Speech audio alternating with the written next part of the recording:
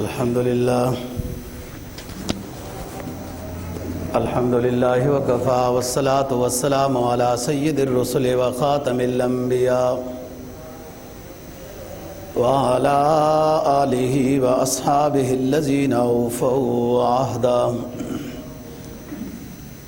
الذين هم خلاصة العرب العرباء وخير الخلائق بعد الأنبياء. أما بعد فأعوذ بالله من الشيطان الرجيم. بسم الله الرحمن الرحيم. النبي أولى بالمؤمنين من أنفسهم وأزواجه أمهاتهم. قال النبي صلى الله عليه وسلم: لا يؤمن أحدكم حتى أكون أحب إليه من والده وولده والناس أجمعين. صدق الله العظيم وصدق رسوله النبي الأمي الكريم ونحن على ذلك لمن الشاهدين والشاكرين والحمد لله رب العالمين.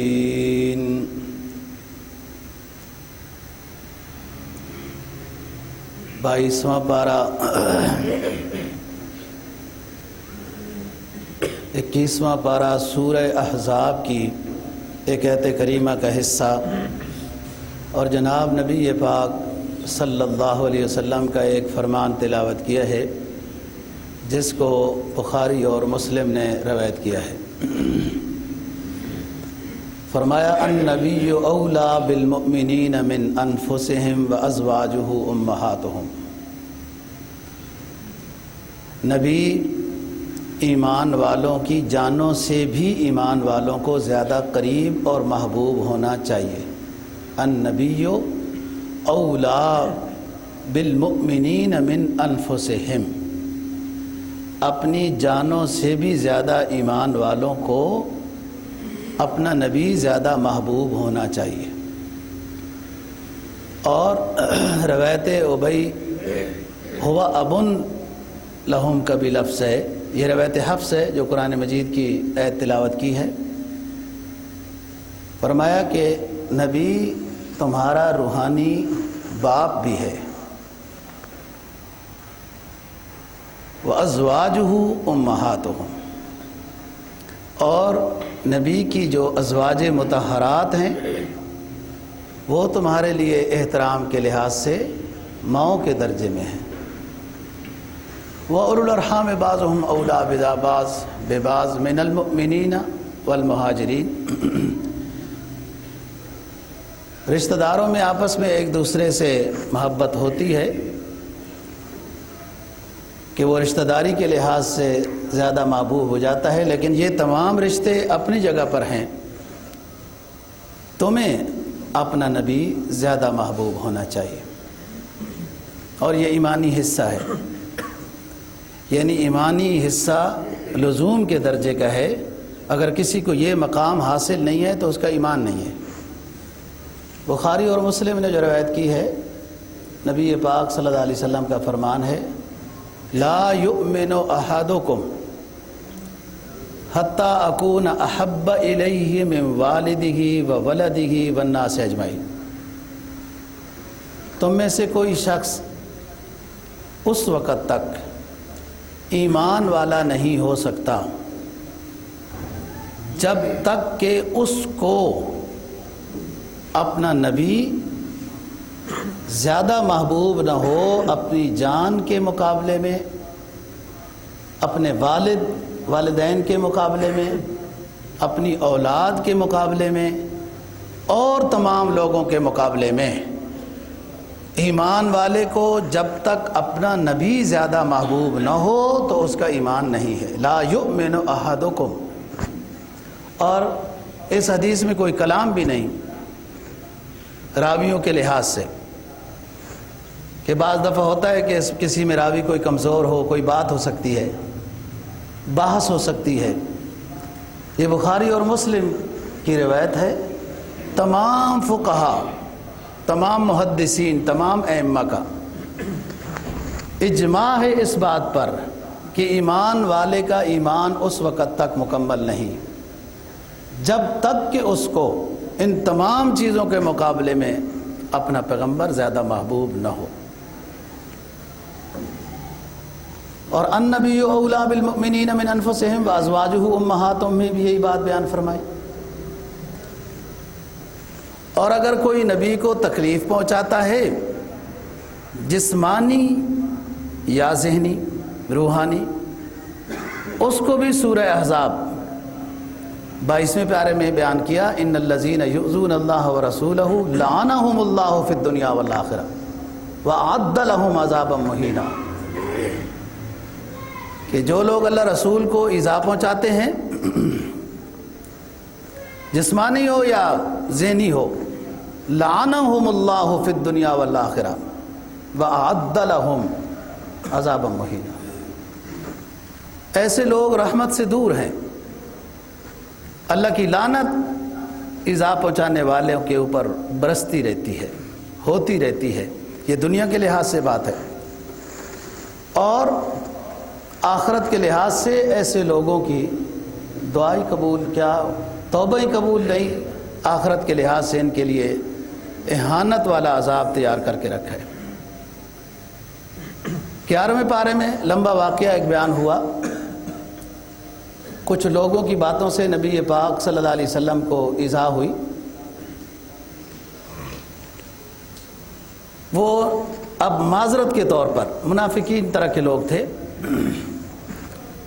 یحلفون باللہ لکم، ان کے آنے سے پہلے نبی پاک صلی اللہ علیہ وسلم پر وحی نازل ہو گئی، اے نبی وہ آپ کے پاس آ رہے ہیں، قسمیں اٹھائیں گے، آپ سے معذرت کریں گے، بالفرض اگر آپ راضی بھی ہو گئے فإن اللہ لا یرضی، آپ کے بارے میں بے ادبی کی جو انہوں نے باتیں کی ہیں وہ آپ کے پاس آ رہے ہیں، معذرت کریں گے، قسمیں اٹھائیں گے، اگر بالفرض آپ راضی بھی ہو گئے فإن اللہ لا یرضی، اللہ ایسے لوگوں سے راضی نہیں ہوگا۔ یہ 11ویں پارے کا پہلا رکوع ہے، تیسری چوتھی آیت ہے، یحلفون باللہ لکم لیرضوکم فإن ترضوا عنہم فإن اللہ لا یرضی۔ یہ اتنا اہم معاملہ ہے، یہ اتنا نازک معاملہ ہے۔ بعض محدثین نے تو اس بات کو اس انداز میں بھی بیان کیا ہے کہ نبی کے گستاخی کرنے والے کی معافی ہے ہی نہیں، یعنی اگر وہ دنیا میں بھی معافی مانگے تو معافی نہیں ہے۔ اور پھر یہ کہ اس میں ہیلے اور تعویلیں اور یوں اور اس طرح سے بات کی جائے۔ نبی پاک صلی اللہ علیہ وسلم نے اپنے دور میں جو لوگ ایذا پہنچانے والے تھے، مکی بھی اور مدینہ میں آ کر یہود و نصارہ تھے۔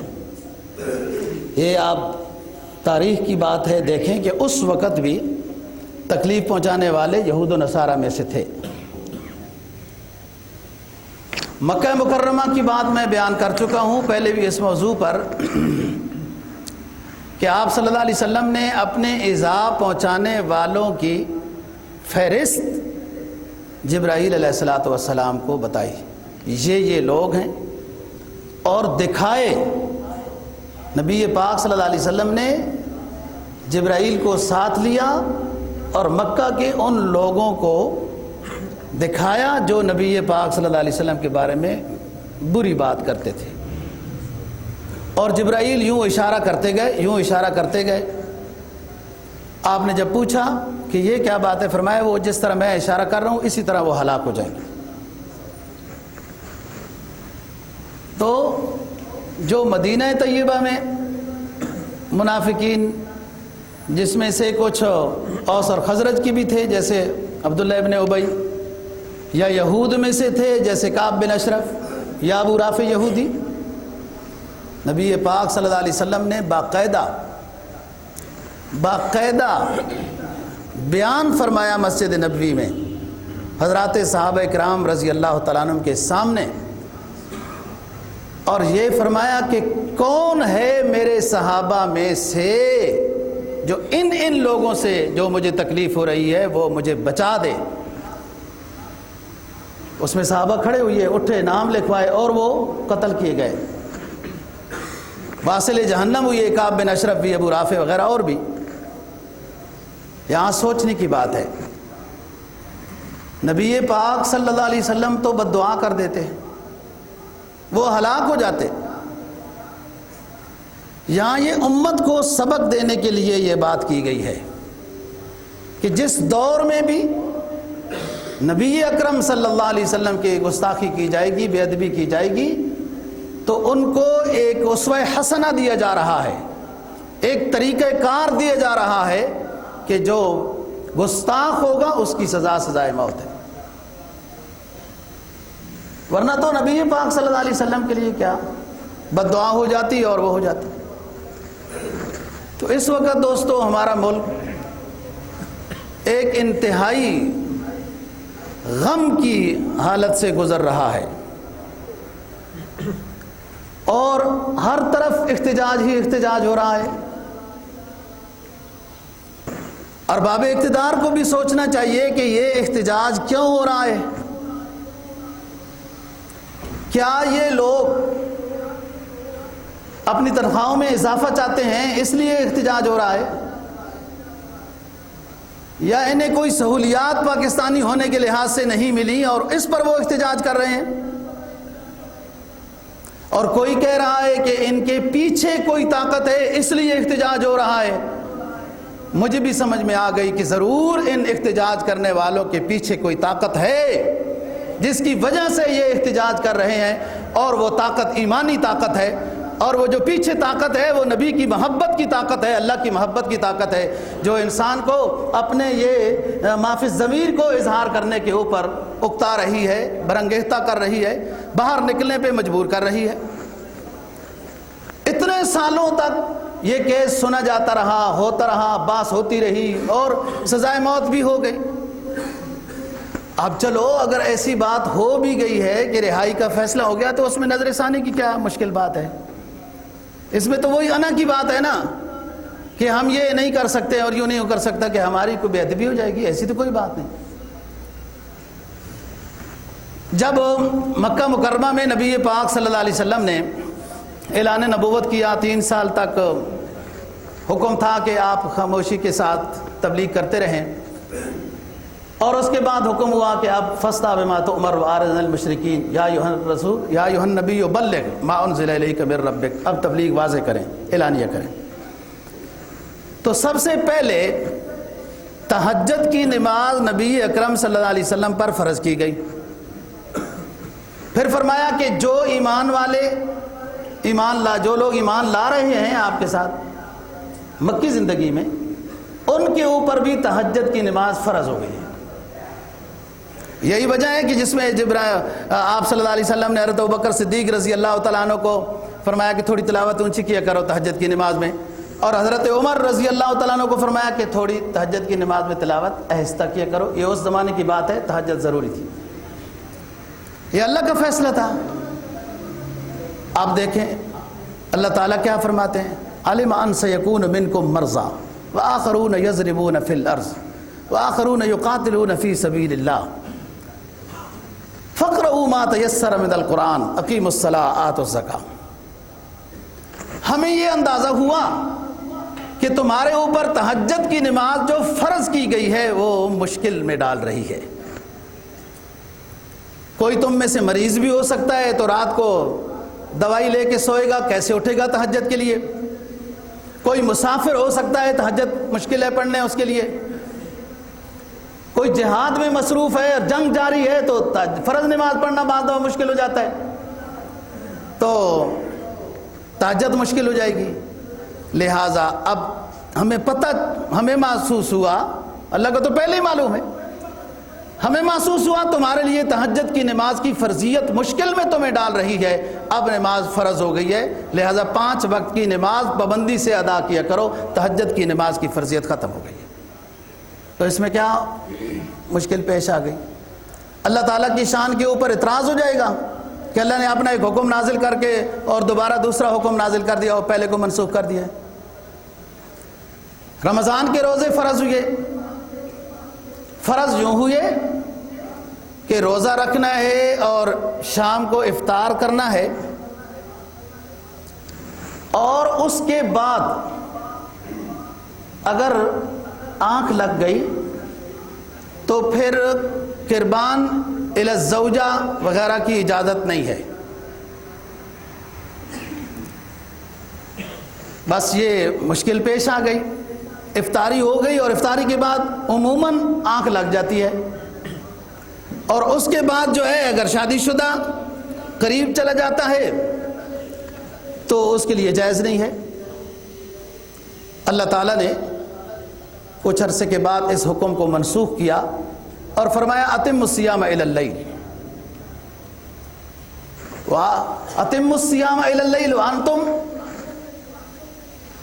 کہ تم روزہ رکھو رات تک، اور قریب الی الزوجہ ہو سکتا ہے، صرف معتکف نہیں ہو سکتا، معتکف نہیں جا سکتا جو آخری عشرے میں رکھے گا۔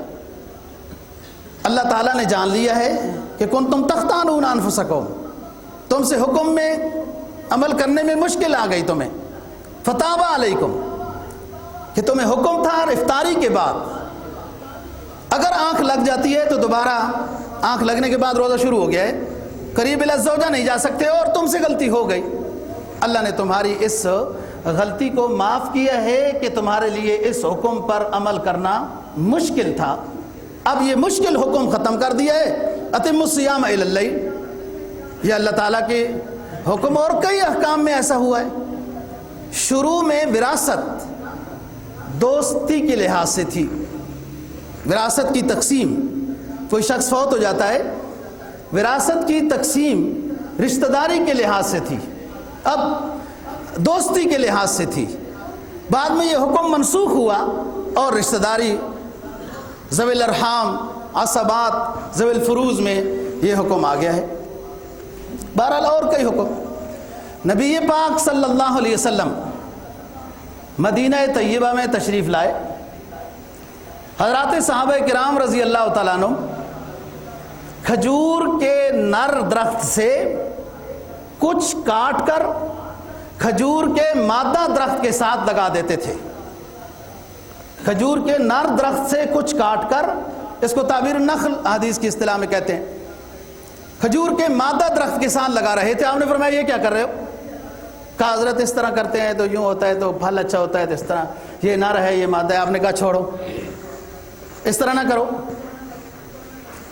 صحابہ رک گئے، صحابہ کی تو شان تھی، کان وقافا عند حدود اللہ تعالی، اللہ رسول کا حکم آ گیا، بس خاموشی ہو گئی۔ پھل کم ہوا، اگلا سال آ گیا، نبی پاک صلی اللہ علیہ وسلم نے فرمایا کہ جو ہم نے منع کیا تھا وہ حکم منسوخ ہو گیا ہے، اب تم تعبیر نخل کر سکتے ہو، دوبارہ نر کھجور کے درخت سے کچھ کاٹ کر مادہ کھجور کے درخت کے ساتھ لگا سکتے ہو۔ اب پہلے حکم دیا تھا کہ نہیں لگا سکتے ہو، بھلے وہ صحابہ کرام کے لیے آزمائش تھی یا جو بھی بات تھی کہ حکم ماننے میں کتنی وہ نئے نئے لوگ ہیں، کتنی صلاحیت ہے، لیکن آپ نے اپنا حکم واپس لے لیا۔ وَمَا يَنْطِقُ عَنِ الْهَوَىٰ إِنْ هُوَ إِلَّا وَحْيٌ يُوحَىٰ، نبی کا ہر فرمان ہی اللہ کے امر سے ہی ہوتا ہے۔ ہو سکتا ہے وہ صحابہ کرام رضی اللہ تعالیٰ عنہ کے لیے امتحان تھا، وہ نئے نئے آپ مدینہ میں تشریف لائے تھے کہ حکم ماننے کی صلاحیت کتنی ہے۔ اصل عشق رسول حکم ماننے میں ہے، حکم جاننے میں نہیں ہے۔ ہر کوئی آج نعرہ لگاتا ہے دین ہم بھی جانتے ہیں، جی دین ہم بھی جانتے ہیں، ہم کوئی کم لوگ ہیں۔ دین جاننا نہیں، دین ماننا عشق رسول ہے کہ اللہ رسول کی جب بات آ جائے تو پھر سر تسلیم خم ہوتا ہے، پھر کوئی اس میں ہیلا بہانہ نہ ہو۔ دین ماننا عشق رسول ہے، اور دین وہ جاننا کیا بات ہے۔ بہت سارے لوگوں نے عربی زبان کی ایک فہرست لغت، عربی زبان کی ایک لغت کی کتاب اتنی اعلیٰ لکھی ہے ایک شخص نے، اور وہ کافر ہے۔ سارے لوگ استفادہ کر رہے ہیں اس کی لغت کی کتاب سے۔ قرآن مجید یہی کہتا ہے کہ علم بمانا دانستان، کوئی علم نہیں ہے۔ علم جب عمل کی صورت میں آئے تو وہ اصل علم ہے، اور اسی کو بیان کیا ہے کہ اللہ اور نبی پاک صلی اللہ علیہ وسلم کی دعاؤں میں کہ علم نافع عطا فرما، کہ اللہ ہمیں علم نافع عطا فرما، جو علم ہو اس کے مطابق عمل ہو۔ عشق رسول نظر کیسے آئے گا؟ وضع میں تم نصارہ ہو اور رو ریش میں یہود و نصارہ مختلف طرح کے، یہ کیسے مسلمان ہے کہ جس کے اپنے نبی پاک صلی اللہ علیہ وسلم کی سنت سے شرم آتی ہے اور پھر بھی عشق رسول ہے؟ شریعت کی بات کو ماننے میں پتہ چلے گا کہ یہ شخص ہے۔ اور بہت سارے احکام ایسے ہیں کہ جو بات کی گئی ہے اس کے بعد دوبارہ وہی آ گئی ہے، دوبارہ ہوا۔ جناب امام اعظم ابو حنیفہ رحمہ اللہ تعالیٰ تمام ائمہ سے بڑے امام ہیں اور تابعین میں سے ہیں، کئی صحابہ کرام رضی اللہ تعالیٰ عنہم سے آپ کی ملاقات ہے، آپ نے کئی مسائل میں رجوع کیا ہے کہ یہ مسئلہ میں نے پہلے بیان کر دیا، احادیث کی روشنی میں پہلے بیان کر دیا، اب دوسری روایات کے لحاظ سے احادیث زیادہ وزنی معلوم ہوتی ہیں، تو لہٰذا میں نے اپنے پہلے والے مسئلے سے رجوع کر لیا ہے۔ امام مالک رحمہ اللہ تعالی کئی مسائل میں رجوع کیا ہے، بعد میں بھی ائمہ حضرات اب فقہا اپنے مسئلے سے رجوع کر کے دوسرے مسئلے کی طرف فتویٰ دیتے رہے ہیں۔ حیلہ ناجزہ کتاب آپ کے پاکستان میں موجود ہے، حیلہ ناجزہ۔ میں یہ 2-3 مثالیں دے کر اصل موقف سمجھانا چاہتا ہوں کہ جس وقت پاکستان ہندوستان بنا تو تفریق ہو گئی، کچھ لوگ کیسے چلے، کوئی کہاں چلے، جن راہوں سے ہم گزرے تھے دشوار ضرور وہ راہیں تھیں، ہر ایک مسافر کے لب پر کچھ نالے تھے کچھ آہیں تھیں، معلوم نہیں کوئی کہاں گیا کوئی کہاں گیا، کوئی شادی شدہ تھا تو شوہر کا پتہ نہیں ہے، بیگم آ گئی ہے، شوہر آ گیا بیگم کا پتہ نہیں ہے۔ تو بعض فقہا کا مسلک یہ ہے کہ اگر شادی شدہ عورت ہے اور شوہر گم ہو گیا، پتہ نہیں ہے، 80 سال تک یہ عورت شادی نہیں کر سکتی، تو 80 سال کے بعد یہ شادی کرے گی کیا؟ 80 سال عمر اس کی جب ہوگی، جب اس کے بعد اگر شادی کرنا چاہے تو کر سکتی ہے، تو 80 سال کے بعد یہ شادی کی قابل ہی نہیں رہے گی۔ یہ بعض فقہا کا مسلک ہے۔ حیلہ ناجزہ میں فقہا نے امام مالک رحمہ اللہ تعالیٰ کے مسئلے کے اوپر فتویٰ دیا۔ امام مالک کا فتویٰ یہ ہے رحمہ اللہ تعالیٰ کہ 4 سال تک اگر کسی خاتون کا شوہر نہیں ملتا اور ڈھونڈا بھی گیا، اشتہار بھی لگائے گئے، اعلان بھی کیا گیا، لیکن کوئی پتہ نہیں ہے، وہ عورت 4 سال کے بعد قاضی کی عدالت میں آئے گی، قاضی اس کو طلاق دے دے گا۔ وہ عدت گزارنے کے بعد یہ عورت جس کا 4 سال سے شوہر گم ہے، یہ عورت عدت گزارنے کے بعد دوسری جگہ نکاح کر سکتی ہے۔ بالفرض 5ویں 6ٹھے سال بعد اس کا شوہر آ بھی جاتا ہے تو قاضی کی طلاق شمار ہوگی، وہ دوبارہ یہ دعویٰ نہیں کر سکے گا کہ یہ میری بیوی تھی۔ اب فقہا نے، جن فقہا کا یہ مسئلہ تھا کہ 80 سال تک یہ عورت شادی نہیں کر سکتی، ان فقہا نے اپنے مسئلے سے رجوع کیا اور امام مالک رحمہ اللہ تعالیٰ کے مسلک کی طرف فتویٰ دیا کہ 4 سال کے بعد شادی ہو سکتی ہے۔ تو میں نے اللہ تعالیٰ کے احکام کے لحاظ سے بات کی، اللہ نے حکم کیا تہجد فرض ہے، کچھ عرصے کے بعد فرضیت ختم کر دی۔ روزے کے متعلق سخت تھی بات، بعد میں آسانی کر دی۔ نبی پاک صلی اللہ علیہ وسلم نے حضرات صحابہ کرام رضی اللہ تعالیٰ عنہ کو یہ کہا کہ تعبیر نام نہ کرو، پھر حکم دیا کر لو۔ وہ یہ کہ اپنی بات سے رجوع کر لیا، بھلے اللہ کے حکم سے ہی رجوع ہوا، نبی کا ہر فرمان ما ینطق عن الہویٰ ان ہو الا وحی یوحیٰ۔ تو اگر کوئی جج صاحب فیصلہ کر لیتا ہے اور احتجاج ہوتا ہے ایمان والوں کا، یہ ایمان والے اپنے غم و حزن سوائے احتجاج کے اور کیسے ظاہر کر سکتے ہیں؟ اور کوئی طریقہ ہی نہیں ہے۔ یہی ہو سکتا ہے کہ پہلے جج نے بھی سزائے موت دی، دوسرے جج نے بھی سزائے موت دی، یہ سزائے موت آخر انہوں نے پوری تحقیق تفتیش پورے لوازمات پورے کیے ہوں گے۔ اب جو فیصلہ ہوا کہ اس کی سزائے موت کو، اس گستاخیہ کی سزائے موت کو جو معاف کیا گیا، یہ غلط ہے۔ اس کو دوبارہ دیکھا جائے، نظر ثانی کی جائے، اس میں کیا حرج کی بات ہے؟ دیکھو مثالیں دے دی فقہائے امت، بڑے بڑے حضرات نے اپنے مسلک کے لحاظ سے رجوع کیے جب بات سمجھ میں آ گئی ہے تو، اور پورے ملک ایک غم و حزن میں اور ایک عجیب کیفیت کے اندر مبتلا ہے۔ اور بات یہی ہے کہ جب کمزور اور طاقتور کا ٹکراؤ ہو، جب کمزور گروہ اور طاقتور کا ٹکراؤ ہو تو اس وقت حکم یہی ہوتا ہے کہ طاقتور والے کو بات مان لینی چاہیے۔ فوق کل ذی علم علیم، ہر جاننے والے سے بڑا جاننے والا ہے، ہر فیصلہ کرنے والے سے بڑا فیصلہ کرنے والا ہے۔ انسان کو ما بینہ و بین اللہ، ما بینہ و بین اللہ دیکھنا چاہیے، سوچنا چاہیے۔ فیصلے کو دوبارہ انسان ہے، اس میں جلد بازی ہو سکتی ہے، آخر وہ بھی تو اسی ملک کے جج ہیں۔ اور اس میں بات یہ ہے کہ اس ملک میں اگر اللہ رسول اور قرآن کی حرمت نہیں ہو سکتی جو بنا ہی اسلام کے نام پر ہے، تو اور کون سے ملکوں میں اللہ رسول اور قرآن اور شریعت کا احترام ہوگا؟ یہ تو ایک نظریاتی ملک ہے۔ اور سب سے بڑی بات کہ جو اس ملک کا بانی ہے قائد اعظم محمد علی جناح رحمہ اللہ تعالی، وہ ایک دونوں لحاظ سے دین بھی پڑھے ہوئے تھے، دنیا بھی پڑھے ہوئے تھے، وکیل بھی تھے، غازی علم الدین شہید رحمہ اللہ تعالی، کہ جس نے ایک گستاخ رسول راجپال کو جو مارا تھا، غازی علم الدین کا مقدمہ لڑنے والے بھی ہمارے ایک نظریاتی ملک جو لا الہ الا اللہ محمد الرسول اللہ کے نعرے کی برکت سے وجود میں آیا، اللہ اور اللہ کے رسول کی برکت سے، آپ کے اللہ اور اللہ رسول کی نصرت و برکت سے وجود میں آیا، اس ملک کا جو بانی ہے، ایک بہت بڑی جماعت بانی ہے، ان میں جو ایک محترم بانی جو قیادت کے لحاظ سے آگے تھا، وہ اس شخص کا مقدمہ لڑ رہا تھا جس شخص نے گستاخ رسول کو قتل کیا تھا۔ تو اس سے بہتر اور کیا ہے؟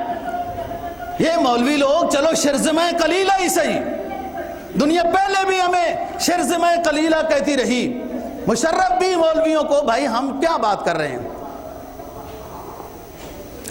مولوی یہ تو نہیں کہہ رہا ہمیں کوئی اپنے لیے کالونی بنا کے دے دو،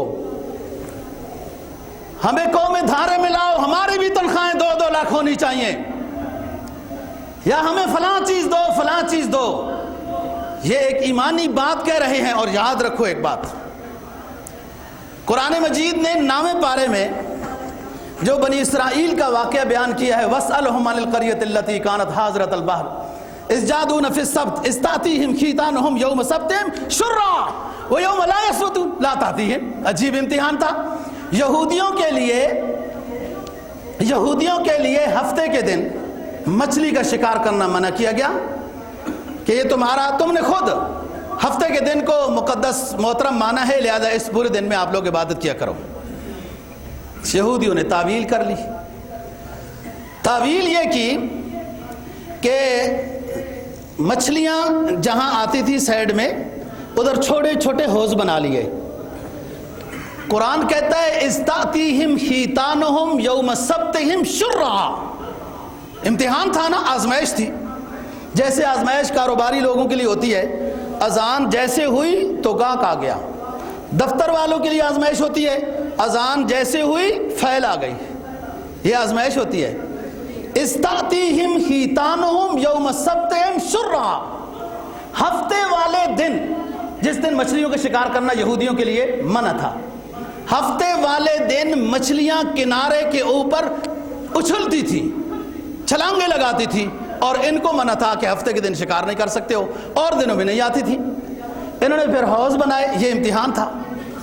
وہ مچھلیاں چھلانگیں لگاتی ہوئے حوض میں گر جاتی، یہ حوض کی وہ جہاں سے انہوں نے پانی آنے کا راستہ بنایا تھا، وہ راستہ بند کر دیتے تھے، بند کر دیتے تو ہفتے کے دن بس اتنا ہی کام کیا، مچھلیوں کی وجہ سے وہ بھر گیا حوض، اتوار کے دن مچھلیوں کا شکار کر لیتے تھے۔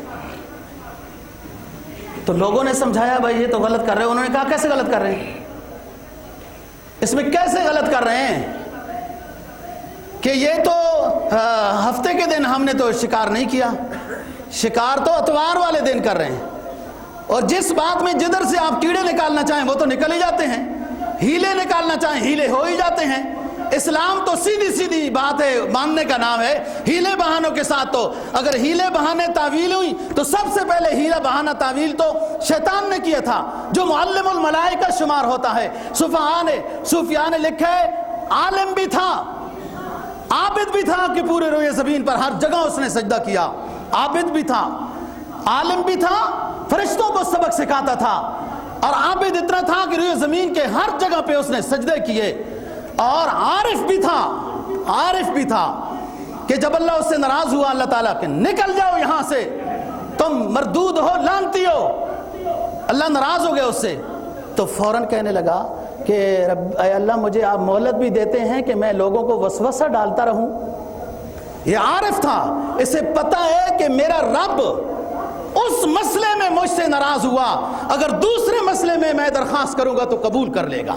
ये आरिफ था, अल्लाह की मारिफत इसको हासिल थी। उसी टाइम तो अल्लाह उसको कह रहा है फ़इन्नका रजीम, चले जाओ यहां से, और वो आगे से कहेगा कि अल्लाह लउग़वियन्नहुम, मैं अगर इनको वसवसा डालूं, फलान करूं, तो ये मुझे सलाहियत अता कर दी जाएगी। अल्लाह ने फरमाया दे दी गई, इल्ला इबादका मिनहुमुल मुखलसीन, लेकिन जो मेरे बंदे हैं उनके ऊपर तेरा बस नहीं चलेगा। इन्नहु लैसा लहु सुल्तानुन अलल लज़ीना आमनू व अला रब्बिहिम यतवक्कलून। ठीक है, तू दुआ मांग रहा है, वो दुआ वसवसे की डाल दी जाएगी, लेकिन तेरा बस मेरे नेक बंदों पर, ईमान वालों पर नहीं चल सकेगा। और जैसे जरा सी गलती ईमान वाले से हो भी गई तो वो इस्तग़फ़ार कर लेगा, तौबा कर लेगा। जी, इसने भी हीला बहाना क्या कहा था, खलक़तनी मिन नारिन व खलक़तहू मिन तीन, क़ाल अस्जुदु लिमन खलक़तहू मिन तीन। ऐ अल्लाह, मैं क्या उसके सामने सजदा करूं जिसको आपने मिट्टी से बनाया और मुझे आपने आग से बनाया। आग की फितरत में ऊंचाई की तरफ जाना है, मिट्टी की फितरत में पांव के नीचे रौंदे जाना है, और मैं एक रौंदी हुई चीज से जो बनाया आपने इंसान, उसके सामने सजदा करूं। हीले तावीले तो उसने भी कर लिए।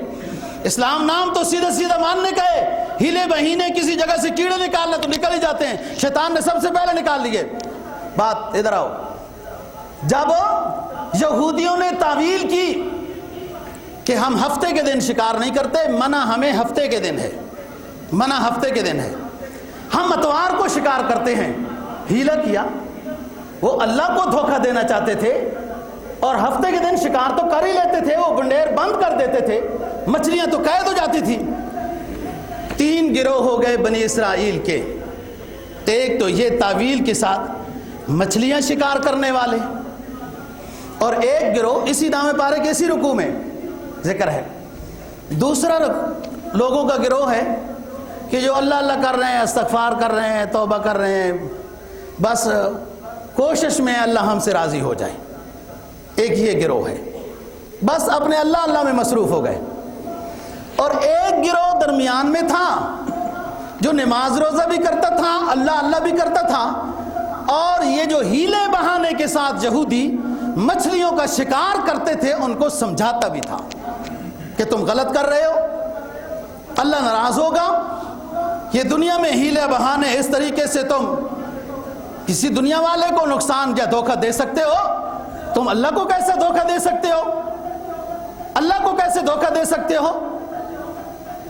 तो ये बंदे जो अलग से बैठे थे ना, अल्लाह अल्लाह करने वाले, जो कहते हैं कि बस अपने अल्लाह राजी हो जाए, इस गिरोह ने उनको समझाया, दरमियान वाले गिरोह को जो अल्लाह अल्लाह भी करते थे और उन जो हीले के साथ मछलियों का शिकार करते थे उनको समझाते भी थे। ये नेक गिरोह जो तन्हाई में बैठा था, गोशा नशीन, इसने उनको कहा यार छोड़ो, क्या करते हो, वो मानते तो नहीं है। उन्होंने अजीम बात कही जो मैं समझाना चाहता हूँ। ये जो दीन के मसले में इख्तिजाज होता है, या धरने होते हैं, या रैलियां होती हैं, या जलसा होता है, आवाज बुलंद होती है, ये भी नेमत उज़्मा है। शुक्र करो इस दुनिया में कुछ ऐसे भी लोग आबाद हैं जो इस्लाम के खिलाफ, काल अल्लाह काल रसूल के खिलाफ, अल्लाह के खिलाफ, रसूल के खिलाफ, शरीयत के खिलाफ, कुरान के खिलाफ कोई बात होती है तो एक गिरोह ऐसा भी है जो खड़े होकर बात करता है, अल्लाह का अज़ाब टल जाता है इससे। اللہ کا عذاب ٹل جاتا ہے، یہ بھی شکر بجا لانا چاہیے ارباب اقتدار کو، حکمرانوں کو، سب کو، کہ شکر کرو ہماری غفلت والی چادر کو کچھ کھینچنے والے بھی ہیں، ہمیں سمجھانے، بے شک دین جانتے ہوں گے، دین جاننا کوئی کمال نہیں، دین پر عمل کرنا یہ کمال ہوتا ہے، اور دین پر عمل کرنے کے بعد عشق کی چنگاری سینے کے اندر بھڑکتی ہے پھر۔ تو وہ جو درمیان والا گروہ تھا، درمیان والا گروہ جو سمجھاتا تھا، کہتا قالوا معذرۃ الی ربکم، او گوشہ نشینی والو، یہ گوشہ نشینی والو جو ہمیں سمجھاتے ہو کہ ان ہیلا کرنے والوں کو کچھ نہ کہو، انہیں کرنے دو، یہ اختیار والے ہیں، یہ مرضی والے ہیں، انہیں کرنے دو، ان کے پاس پاور بھی ہے، انہیں کرنے دو، یہ ارباب اقتدار ہیں، یہ پاور والے ہیں، انہیں کرنے دو، کیوں منع کرتے ہو؟ درمیان والے گروہ نے عظیم بات کی، کہا ہمیں بھی اندازہ یہ ہے کہ یہ نہیں مانیں گے، لیکن رب سے امید رکھتے ہیں، ہو سکتا ہے دلوں کو پھیر لے، ہمارے رب وہ دلوں کا مالک ہے۔ اللہ فرماتا ہے انسان دو انگلیوں کے درمیان میں انسان کا قلب ہے، جب میں چاہوں اس کے دل کو پھیر دوں، اب تک تو ڈٹے ہوئے ہیں، نظر ثانی نہیں کرنی، لیکن میرے رب کے قبضہ قدرت میں تمام مسلمانوں کے، عوام کے، حکمرانوں کے، ججوں کے، وکیلوں کے، سب کے قلوب رب العالمین کے قبضہ قدرت میں ہے، جب چاہے جمعے کی اصبع برکت نشست کی برکت سے وہ پھیر دے اور کہے جی ہم نظر ثانی کرتے ہیں، یہ سارا رولا ختم ہو جائے گا، یہ احتجاج ختم ہو جائیں گے، روڈ کی بندش ختم ہو جائے گی۔ سب لوگوں کو روڈوں کی بندش تو سمجھ آتی ہے، احتجاج اور ریلیاں اور یہ سب کچھ سمجھ میں آتا ہے کہ باعث تکلیف ہے، لیکن جو اس سے اونچی بات، جو اللہ اور اللہ کے رسول کو تکلیف دینے والی بات ہے، وہ سمجھ میں نہیں آتی۔ کیوں نبی کے گستاخ کو معاف کیا جاتا ہے؟ نبی کے گستاخ کی سزا سزائے موت سرکار دو جہاں صلی اللہ علیہ وسلم اور اللہ رب العزت نے خود بیان فرمائی ہوئی ہے۔ تو وہ جو درمیان والے لوگ ہیں وہ کہتے ہیں قالوا معذرۃ الی ربکم لعلہم یرجعون۔ ایک تو بات یہ ہے کہ وہ اگر نہیں بھی سمجھتے، وہ نہیں بھی سمجھتے تو اللہ کے سامنے تو ہم سرخ رو ہو جائیں گے کہ ہم منکر کو منکر کہہ رہے تھے، اور یہ بڑی کوالٹی کی بات ہے۔ قرب قیامت میں ایک دور ایسا آئے گا کہ منکر کو منکر کوئی نہیں کہہ سکے گا، یہ بھی اللہ کا فضل ہے۔ اس دور میں اللہ نے ایسے ایمان والے بھی بنائے جو منکر کو منکر کہہ رہے ہیں، اور اسلام نام ہی دو چیزوں کا ہے، امر بالمعروف اور نہی عن المنکر۔ امر بالمعروف تو ہر کوئی کر لیتا ہے، نہی عن المنکر کے لیے قوت اجتماعی اور طاقت چاہیے، ایمانی جذبہ چاہیے ہوتا ہے، اور جب تک نہی عن المنکر ہوتی رہے گی اللہ کا عذاب رکا رہے گا، اور جب نہی عن المنکر بھی کرنے والے رہ جائیں گے چھوڑ دیں، وہ کہیں گے چھوڑ جی اپنا اپنا دین ہونے چاہیے، اپنا اپنا کیا ہے، مولویوں کو کیا لگے، ادھر کیوں نکلتے، کیا اپنا اپنا قبر ہے، اپنی اپنی ہے، بڑے مفتی آ گئی ہے، اپنا اپنا قبر، وہ اپنے اپنے قبر کی بات ہے۔ تو سرکار دو جہاں صلی اللہ علیہ وسلم نے مشرکین مکہ کو بت پرستی سے کیوں منع کیا تھا؟ کیوں صفا کی پہاڑی کے اوپر کھڑے ہو کر توحید کا اعلان کیا، پتھر کھائے، راستوں میں کانٹے بچھوائے، سجدوں میں گئے تو اوزریاں بٹھوائی، ساتھیوں کو انگاروں پر لٹایا، یہ اپنی اپنی کی بات تھی۔ تو سرکار دو جہاں صلی اللہ علیہ وسلم نے توحید کی دعوت کیوں دی، ہجرت کیوں کی، اپنے ساتھیوں کو ذبح کرایا، توحید کا پرچم بلند کیا، لہرایا اور لہرا کے دکھایا۔ تکلیفیں تو ہوتی ہیں دین کے راستے میں، دین پڑا کچھ نہیں، پلے صاحب کے دفتر میں، پڑے کالج کے چکر میں، پڑے کالج کے چکر میں اور پھرے صاحب کے دفتر میں، انہوں نے دین کب سیکھا، شیخ انہوں نے دین کب سیکھا، رہ کر شیخ کی خدمت میں۔ دین تو سمجھنا پڑتا ہے، پڑھنا پڑتا ہے، پھر اس کے بعد کسی نیک کی صحبت میں بیٹھنے کے بعد دین کی چنگاری، ایمان کی حرارت بیدار ہوتی ہے۔ بات یہ ہے دوستو، وہ درمیان والے لوگ جو اللہ اللہ بھی کرتے ہیں، یہودیوں کا گروہ، اور ان ہیلے بہانے وہ کیڑے ڈھونڈنے والوں کو سمجھاتے بھی ہیں کہ اس طرح مچھلیوں کا شکار نہ کرو، اللہ ناراض ہو جائے گا۔ انہوں نے کہا کیوں منع کرتے ہو ان کو، کیوں منع کرتے ہو؟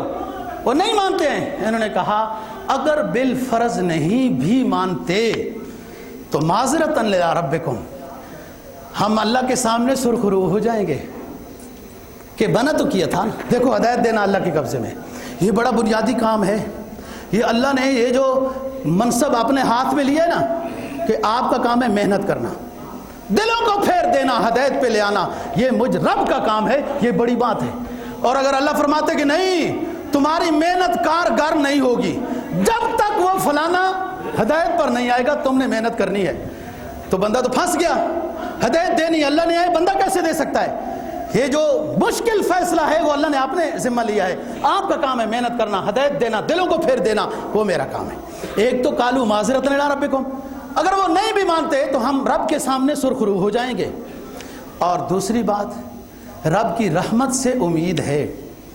یہ یہودی کہتے ہیں جو سمجھانے والے, امر بالمعروف اور نہی عن المنکر کرنے والے, یہ کہنے لگے لعلہم یرجعون, ارے رب کی رحمت سے مایوس نہ ہو سکتا ہے ہمارا رب ان کے دلوں کو پھیر دے. لعلہم یرجعون الی اللہ, ہو سکتا ہے رجوع الی اللہ کرنے والے بن جائیں اور تعویل کر کے, ہیلے بہانے کر کے جو مچھلیوں کا شکار کرتے ہیں اس سے باز آ جائیں. اللہ کی رحمت سے امید, یہی امید ہے ہمیں کہ پاکستان کی پوری اس وقت جو آبادی ہے مسلمانوں کی, تقریباً مسلمان ہی ہیں, سارے غم و حزن میں ہیں اور آگ لگی ہوئی ہے. آگ نہیں بجھتی آگ کے ذریعے سے. آگ لگی ہوئی ہو تو ادھر بھی بندہ آگ لگا دے کہ اس آگ کو بجھانا ہے. آگ کو نہیں بجھاتی, پانی آگ کو بجھاتا ہے. اور پانی یہی ہے کہ ہم بھی مسلمان ہیں, حکومت بھی مسلمان ہے, صرف یہ علماء اور طالب علم ہی ہیں, سارے لوگ مسلمان ہیں. اور نبی پاک صلی اللہ علیہ وسلم کے ساتھ ہر کسی کو محبت ہے, ججوں کو بھی محبت ہے, ارباب اقتدار کو بھی محبت ہے. اور اس میں نظر ثانی میں حرج کیا ہے؟ یہ آگ بھی ٹھنڈی ہو جائے گی, روڈ بھی رواں دواں ہو جائیں گے. غلطی انسان سے ہو سکتی ہے, کوئی غلطی سے مبرہ نہیں ہے. بے شک 100% اعصاب کو, حواس خمسہ کو وہ رکھ کے بھی کرے پھر بھی غلطی ہو سکتی ہے. تو نظر ثانی کرنے میں فائدہ ہے, اللہ راضی ہوتا ہے. سلو کرانے والا سے اللہ راضی ہوتا ہے, اور جو سلو میں پہل کرے اس کے تو اللہ گناہ بھی معاف کر دیتا ہے, اتنا راضی ہوتا ہے. اور جو بڑا بندہ ہوتا ہے نا اس کو مان لینا یہ کمال ہوتا ہے, اس کی ویلیو میں اضافہ ہوتا ہے. رہی بات احتجاج کرنا, ان ریلیوں میں شریک ہونا, یہ کوئی سیاسی مسئلہ نہیں ہے. یہ کوئی مسلم لیگ نون یا کاف یا سین یا صاد یا زواد کا نہیں ہے. وہ الگ بات ہے کہ دنیا اپنی کوئی سیاست کی وجہ سے یوں چھیڑ کے بیٹھ جائے اور نبی کی حرمت میں بات نہ کرے, وہ ایک الگ بات ہے. مسئلہ یہ سب کا ہے, خواہ مولوی ہو, خواہ کاروباری ہو, خواہ ان پڑھا ہو, ان پڑھا ہو, پڑھا لکھا ہو, حکومت ہو, جج ہو, وکیل ہو, سب کا مسئلہ ہے.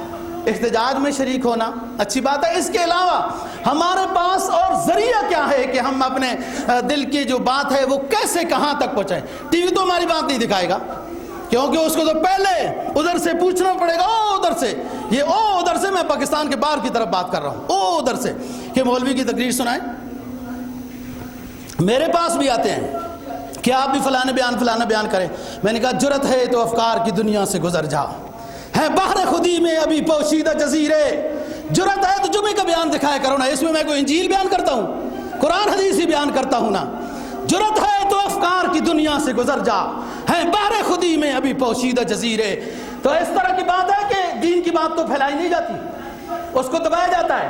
ہاں اگر کسی مدرسے میں ذرا سی کسی قاری نے کسی طالب علم کو ڈنڈا مار دیا, تمام میڈیا مصروف ہو جائے گا, ان کے پاس وقت بھی نکل آئے گا, سب کچھ ہو جائے گا. کیوں؟ اسلام دشمنی میں, اسلام دشمنی میں. یہ نہیں مطلب کہ بڑا وہ ہو گیا فلان ہو گیا. یہاں ہزاروں باتیں, لڑائی جھگڑے ادھر ادھر سب کچھ ہو جاتے ہیں. بڑا بچوں پر ظلم و ستم ہوتا ہے, کیا سے کیا ہوتا ہے, اس کو نہیں. دین کی بات کو کیوں نہیں میڈیا پھیلاتا, اور اس بات کو کیوں نہیں وہ کہتا کہ واقعتاً گستاخ رسول کی سزا موت ہے اور ہونی چاہیے. ہاں احتجاج کرنے والوں کو بھی خیال کرنا چاہیے. یہ ملک ہمارا ہے, خواہ مولوی صاحب ہو, خواہ کوئی اور ہو, عوام ہو, پڑھے لکھے ہو, ان پڑھ ہو. اگر کسی عمارت کو توڑا جاتا ہے, وہ گاڑی جلائی جاتی ہے یا موٹر سائیکل, یہ غلط بات ہے اور کوئی عالم دین اس کی اجازت نہیں دیتا. یہ رشتہ دیوار و در میرا بھی ہے تیرا بھی ہے. مت گرا اس گھر کو، یہ گھر تیرا بھی ہے میرا بھی ہے۔ کل کھا گئی سیاست کی سلیب جس کو، اس میں ایک نور نظر تیرا بھی ہے میرا بھی ہے۔ اس طریقے سے احتجاج کرنا جو پرامن ہو، اور اپنا احتجاج ریکارڈ کرانا کہ یہ بات ہے کسی کی ذاتی بات نہیں، کسی کی اپنی کوئی مفاد کی بات نہیں، سرکار دو جہاں صلی اللہ علیہ وسلم کے ناموس اور حرمت کی بات ہے، لہذا آپ لوگوں کو یہ بات ماننی چاہیے، لیکن کوئی توڑ پھوڑ اور نقصان نہیں ہونا چاہیے۔ اللہ ہمیں دین کی سمجھ اور عمل کی توفیق نصیب۔